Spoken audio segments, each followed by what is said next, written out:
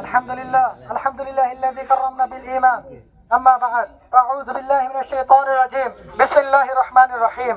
واعتصموا بحبل الله جميعا ولا تفرقوا. صدق الله المولانا العظيم. এতে ভাষ্য আছে, হে মুসলিম উম্মাহ, তোমরা ঐক্যমত হও।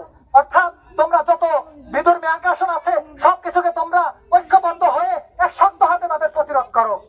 তো আমরা এখন জানবো যে আমাদের মুসলিম মা বোনদের এই ইজ্জত লুণ্ঠন এটা যুগ যুগ ধরে চলে আসছে এবং ইতিহাসে এর করুণ কাহিনী রয়েছে, এবং সেই সময় আমাদের মুসলিম উম্মাহ, মুসলিম বীর পুরুষরা কি পদক্ষেপ নিয়েছেন সেটা আমরা এখন দেখবো।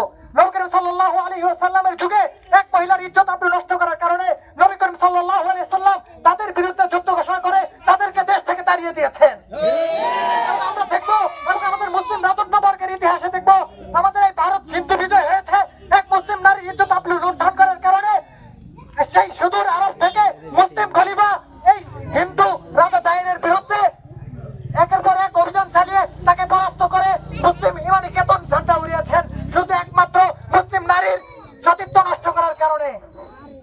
এরপর আমরা দেখতে পাই ইতিহাসে আমাদের এরকম আরো নজরানা আছে কিভাবে আমাদের মহিলাদেরকে, আমাদের নারীদেরকে, কিভাবে আমাদের মুসলিম উম্মাহ, মুসলিম পুরুষরা কিভাবে তাদেরকে ঢাল হয়ে দাঁড়িয়েছেন, কিভাবে তাদের প্রতিরক্ষা হয়ে দাঁড়িয়েছেন, এবং যত আগ্রাসন আছে, পশ্চিমা আগ্রাসন সহ, এই ইস্কনি আগ্রাসন সহ, হিন্দুয়ানি যত আগ্রাসন আছে সবকিছু থেকে কিভাবে আমরা দেখতে পাই কিভাবে আমাদের উম্মাহাতদেরকে কিভাবে আমরা তাদেরকে কিভাবে মুক্ত করেছি। তো আমাদেরকে সোচ্চার হওয়া লাগবে, আমাদেরকে ভালোভাবে যত্নবান হওয়া লাগবে।